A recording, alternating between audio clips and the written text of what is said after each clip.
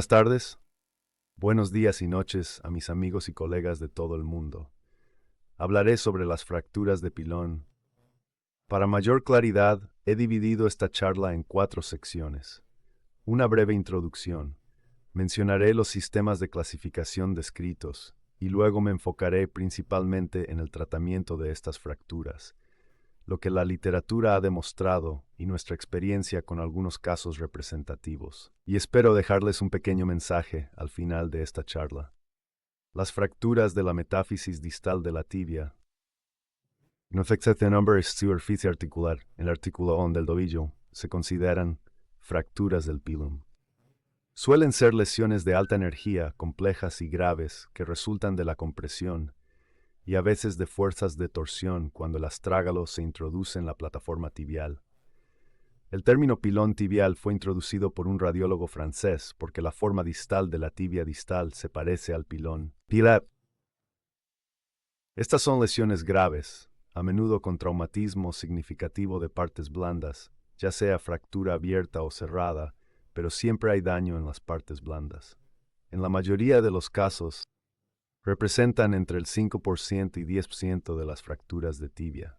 Puede ser una fractura aislada o parte de un politraumatismo. A veces hay luxación de tobillo con la fractura del pilum. Lo que resulta aún más intrigante es que no existe unanimidad en el enfoque para tratar estas fracturas hasta finales y hay una tasa considerable de complicaciones. La osteoartritis postraumática ocurre casi siempre, especialmente en lesiones graves de grado 2 y 3. El mecanismo de la lesión es lo que determina el patrón de la fractura, ya sea que la lesión se ha producido con el pie en flexión plantar, plantígrado o en dorsiflexión. Y entonces, este mecanismo de la lesión será el que determine el patrón de la fractura. Aquí algunos ejemplos de fractura de pilón. Es una fractura simple, algo más conminuta. Esta se asocia a dislocación y conminución significativa, además de fractura del peroné. Complicaciones comunes son ruptura de la herida, problemas con el clavo, dependiendo del tratamiento con fijación externa, infección, especialmente con placas. La malunión, retraso en la unión y no unión son complicaciones posibles en cualquier fractura, sobre todo en fracturas de pilón y peroné. Y después, osteoartritis postraumática. Nuevamente, al ser una fractura intraarticular y de una articulación que soporta peso, es bastante probable que ocurra en este tipo de fracturas. Sistema de clasificación. Se han descrito varios sistemas de clasificación, pero el más utilizado en la práctica clínica es el de Rudy y Algobor, que es un sistema de clasificación bastante sencillo. También existen los sistemas de clasificación de la AO y la OTA. Y últimamente, un sistema de clasificación basado en la TC ha sido descrito por Atkins y sus colegas. He aquí la clasificación de Rudy y M. Gover. Hay 3 tipos. Tipo 1 con desplazamiento articular mínimo, sin reemplazo articular significativo, es tipo 1 y tipo 2 es desplazamiento significativo de superficie articular, pero combinación mínima. Y el tipo 3 es combinación significativa junto con afectación articular importante. La mayoría son lesiones por compresión, como hemos dicho, y a veces pueden ser por torsión. Clasificación os menciono solo para completar, no entraré en detalles. Estos son los fracturados número 43. Como en cualquier fractura descrita por AO, tipo A, tipo B, tipo C. Tipo A tiene 1, 2, 3, tipo B tiene 1, 2, 3 y tipo C tiene 1, 2, 3. Casi coinciden con clasificación Rudy y Thomas. Aquí están los detalles adicionales sobre este sistema de clasificación. Morisaber. Hay pobre a moderado intraobservador y la fiabilidad intraobservador para ambos AO y Rudy y Algobor sistemas de clasificación. Ahora este es el último sistema de clasificación. Atkins y sus colegas describieron 10 tipos de patrones de fractura y que se basó la clasificación basada en los hallazgos de la tomografía computarizada. Describieron la anatomía de los fragmentos de fractura, 6 tipos de fragmentos de fractura descritos por ellos, y luego hay 4 tipos de categorías de fractura. Existen 4 tipos de categorías de fracturas descritas. No entraré en detalles, solo repasaremos rápido estas diapositivas. Los fragmentos de fractura pueden ser mediales, anteriores, posteriores, anterolaterales y postolaterales. Medial, anterior, posterior, anterolateral, postrolateral, y hay un tipo de fragmento troquelado. No todos los fragmentos están en todas las fracturas. Las familias de fracturas incluyen las coronal, sagital y conminuta, que son indiferenciadas y pueden ser fracturas marginales. La fractura coronal se divide en 5 tipos según el patrón de fractura. De manera similar, las fracturas sagitales también se clasifican en 3 tipos dependiendo del patrón de fractura. Además de clasificar las fracturas, se consideran las lesiones de los tejidos blandos y las fracturas abiertas, siendo la clasificación más común la de Gustlow. Todos lo sabemos. No es necesario entrar en detalles ahora. A veces no hay herida abierta, especialmente en estas fracturas, pero hay una lesión tisular significativa. Se puede clasificar según la clasificación Oerter y Seche, grado 1, 2, LAC 30 y 4123. Estos son los 4 tipos de lesiones de tejidos blandos sin herida abierta. Y si hay una herida abierta, también hay 4 tipos descritos. Los 3 primeros son casi similares a los pre. Ya sabe, originalmente descritos. En Gustalo, tipo de fracturas, y el 4º tipo de lesión abierta es donde hay amputación casi incompleta o completa. En resumen, varios sistemas de clasificación de la fractura de pilón describen los diferentes patrones de fractura y la gravedad de la lesión. También se han descrito distintos fragmentos anatómicos basándose en los hallazgos de la TC. Su conocimiento es esencial para la documentación adecuada de la lesión, la evaluación, el registro de datos y la planificación del tratamiento y ayudan en el pronóstico del paciente, así como para el diagnóstico. Las radiografías simples suelen ser suficientes para diagnosticar, pero las de cuerpo entero, incluida la rodilla, ayudan a evaluar la alineación, y la tomografía computarizada es útil para evaluar la lesión y planificar el tratamiento exacto para reconstruir la articulación del tobillo. Pasando al tratamiento, los objetivos son, como en cualquier fractura intraarticular, restaurar la congruencia articular y alinear el fragmento articular El cirujano se encarga de la alineación axial y proporciona estabilidad a la articulación para facilitar la movilización temprana y restablecer la función articular. Los tejidos blandos se tratan de residuos. Existen varios métodos conservadores y quirúrgicos, como dirección esquelética y yeso, fijación interna mínima, tornillos percutáneos, reducción abierta y fijación interna con placa, que ha sido popular durante mucho tiempo, y fijación externa. De fijación externa, fijadores de tobillo o de articulación, y últimamente se han descrito procedimientos en 2 fases que se han vuelto muy populares y que están en auge hoy. En raras ocasiones, la artrodesis primaria también es una opción si la articulación está muy dañada y no se puede reconstruir. La elección del tratamiento depende mucho del estado del paciente, las instalaciones disponibles y la experiencia y preferencia del cirujano. Es necesario evaluar el daño de los tejidos blandos, la extensión de la afectación articular y el grado de conminución para planificar la estrategia de tratamiento más adecuada. Las comorbilidades asociadas. A veces otras lesiones que forman parte del politraumatismo pueden influir en la elección y el momento del tratamiento. Las lesiones de tipo 1 AL y RUDI pueden tratarse de forma conservadora o con fijación interna mínima. Sin embargo, las de tipo 2 y 3 suelen necesitar tratamiento quirúrgico. En forma de reducción postabierta, fijación interna, quizás como fijar de diversas maneras. Podemos emplear ASICS. La fijación interna mediante reducción abierta con placas ha sido durante mucho tiempo el método de tratamiento preferido. No obstante, se ha observado que este método se asocia a una alta incidencia de problemas en los tejidos blandos y de infecciones, especialmente en situaciones donde los tejidos blandos estaban comprometidos y en fracturas abiertas. En las últimas 2 décadas, la aparición de la osteosíntesis mínimamente invasiva con placas y el desarrollo de modernas placas de bloqueo de perfil bajo han sido de gran ayuda. Reducir estas complicaciones, pero solo hasta cierto punto. Entonces, ¿qué hay en la literatura, escrito en la literatura sobre estas fracturas?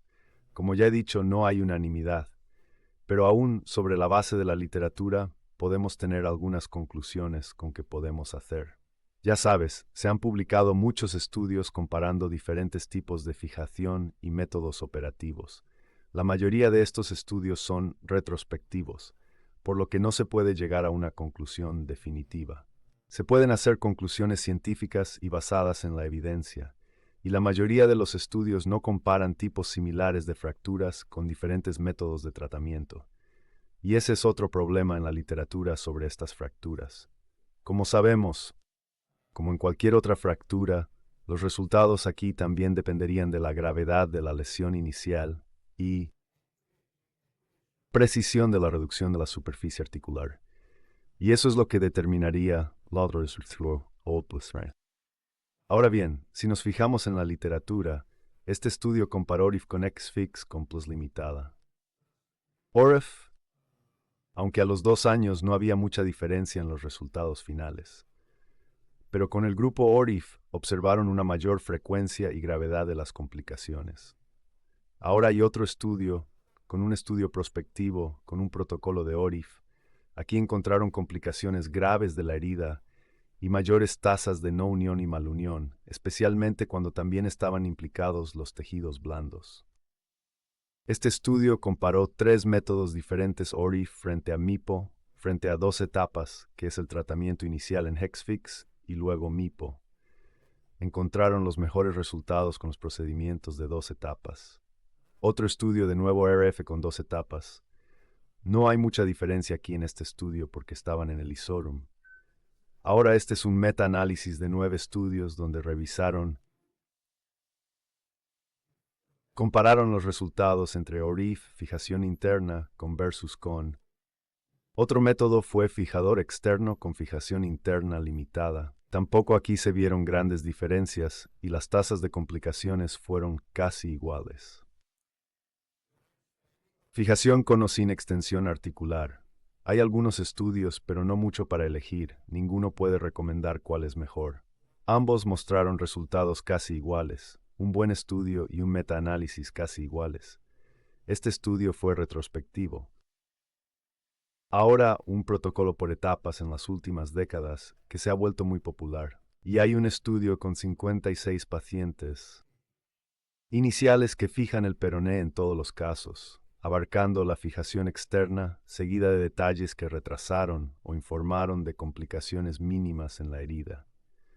De manera similar, otro estudio con 51 pacientes comparó primaria o XFIX, 3 grupos, ORIF primaria y XFIX con mayor retraso. Una vez más, la nueva diferida fue el procedimiento con la menor tasa de complicaciones. Ahora este es un ensayo de control aleatorio publicado por Wang y sus colegas entre el procedimiento de 2 etapas versus XFIX y fijación interna limitada. Y no encontraron mucha diferencia porque ninguno de estos 2 grupos fue tratado con placas. Así que en general, hay muy pocas pruebas concluyentes de que un tipo de fijador o tratamiento sea mejor que el otro. Los estudios comparativos entre el tratamiento con diversas placas y fijadores no han podido demostrar la superioridad de un método sobre el otro.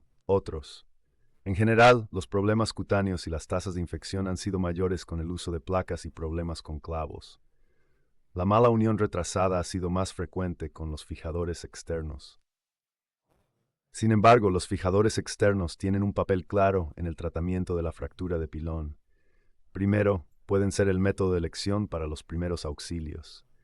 También pueden servir como tratamiento definitivo si podemos restaurar la superficie articular.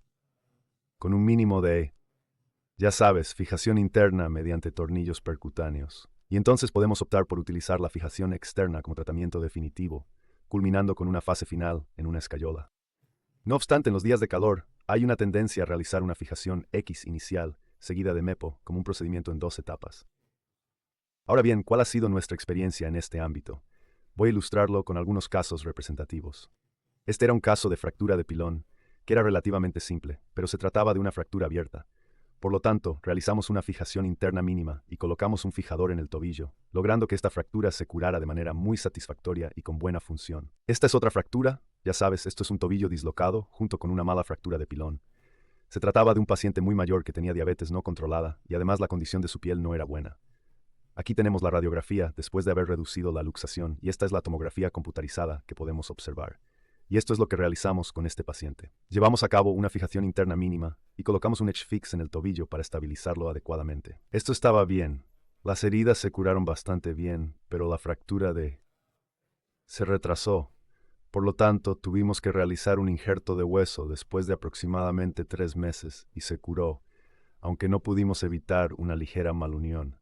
A pesar de eso, el paciente funcionaba adecuadamente y estaba satisfecho.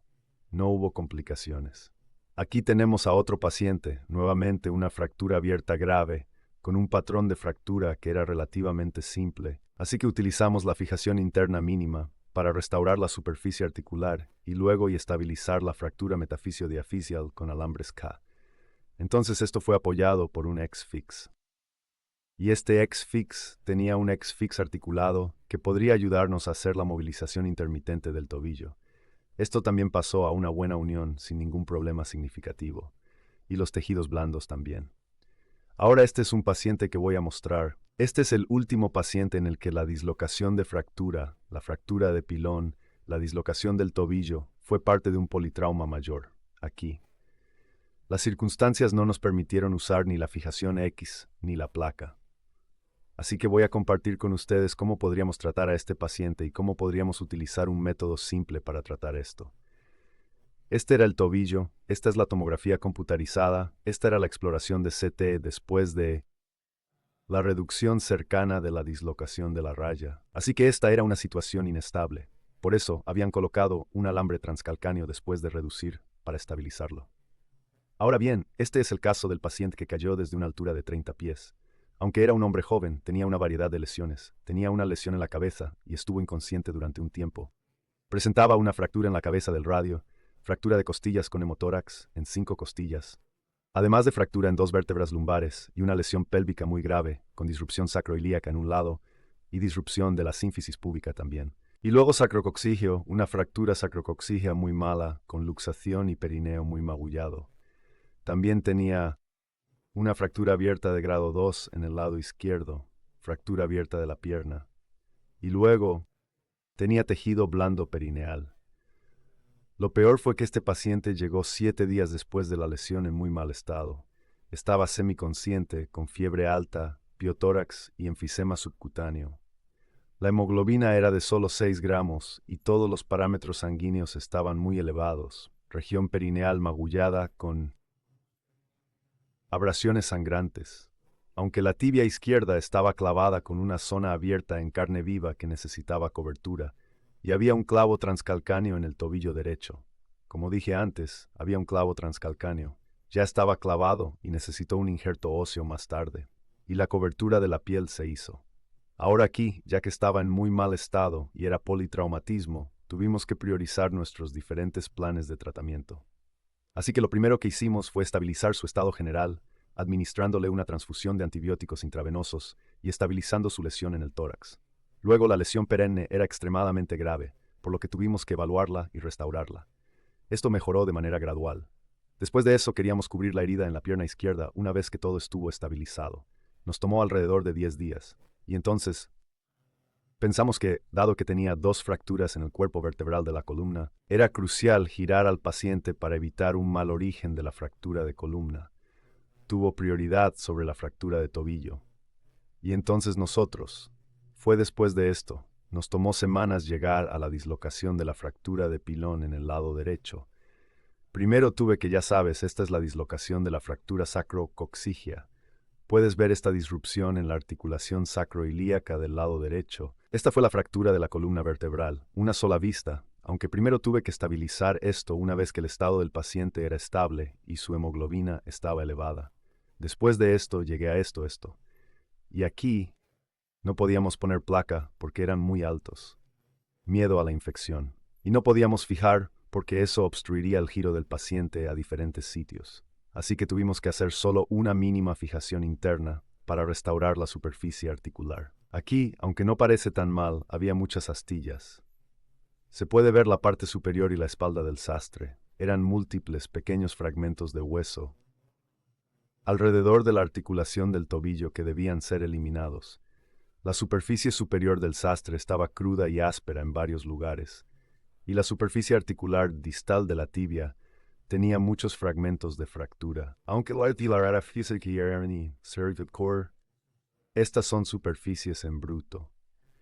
Durante las 2 primeras semanas le dimos una losa, permitiendo movimiento supervisado del tobillo, ayudando a recuperar movimiento significativo. Una vez que las suturas estaban fuera, queríamos distraer los fragmentos de la fractura. Necesitábamos un fijador, pero no podíamos usarlo porque queríamos que el paciente se turnara y se movilizara gradualmente. Entonces, colocamos un clavo y un yeso. Insertamos un pin a través del calcáneo y otro pin a través de la tibia proximal y luego distraemos la fractura en la articulación del tobillo. Este fue el principio del fijador externo utilizado en un yeso. Después de que el paciente finalmente sanó por completo, le fue muy bien. Sin embargo, a los 6 años desarrolló osteoartritis. Ahora han pasado alrededor de 15 años y él tiene una buena función, a pesar del dolor ocasional en el tobillo, sigue estando bien. Así que mantenemos los dedos cruzados por la articulación del tobillo. Esta es la función en el tobillo. Así que amigos, mi mensaje es que los sistemas de clasificación de fracturas de pilón describen los patrones de fractura y la gravedad de la lesión. Suelen estar asociados con una lesión en los tejidos blandos. La ORIF primaria ha mostrado altas tasas de complicaciones, como la asfixia primaria con fijación interna mínima o un procedimiento de 2 etapas, con la fijación inicial AS, seguida de una bipo retardada. Ambos métodos han mostrado resultados casi iguales según la literatura. Dependiendo de la experiencia del cirujano y las condiciones, cualquiera puede ser elegido para tratar estas fracturas. Aquí están algunas referencias. Muchas gracias.